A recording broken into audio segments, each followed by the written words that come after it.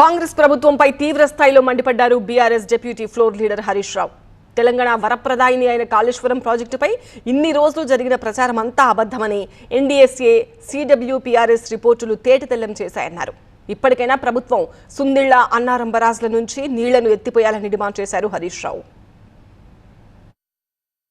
కాళేశ్వరంపై కాంగ్రెస్ చేసిన దుష్ప్రచారానికి NDSA affidavit, CWPRS రిపోర్టులు చెంపపెట్టు అన్నారు మాజీ మంత్రి హరీష్ రావు.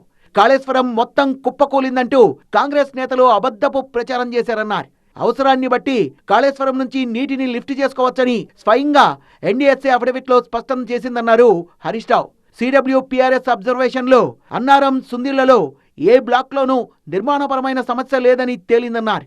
కాంక్రీట్ నాణ్యత కూడా బాగుందని వెల్లడైందన్నారు. అయినా సరే రాజకీయ కక్షతో కాళేశ్వరం ప్రాజెక్టును పక్కన పెట్టి తెలంగాణకొచ్చిన గోదావరి నీళ్లు వినియోగించుకోకుండా కిందకు వదిలేస్తున్నారంటూ కాంగ్రెస్ ప్రభుత్వంపై మండిపడ్డ హరీష్ రావు ఇది ముమ్మాటికి క్రిమినల్ నెగ్లిజెన్స్ అన్నారు.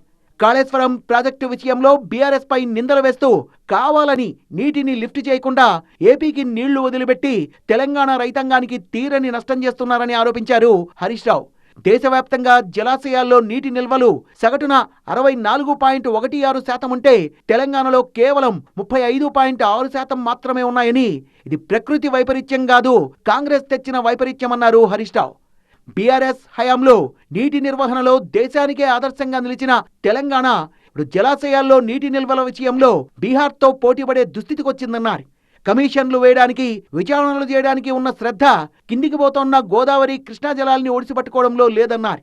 ఎల్నినో ప్రభావం, భవిష్యత్ వర్షాభావ పరిస్థితుల్ని దృష్టిలో పెట్టుకుని ముందస్తు చర్యలు తీసుకోవాలని విపక్షాలు, ఇంజనీర్లు వైపు హెచ్చరిస్తున్నా ప్రభుత్వం పట్టించుకోకపోవడం నిర్లక్ష్యానికి పరాకాష్ట అన్నారు హరీష్ రావు.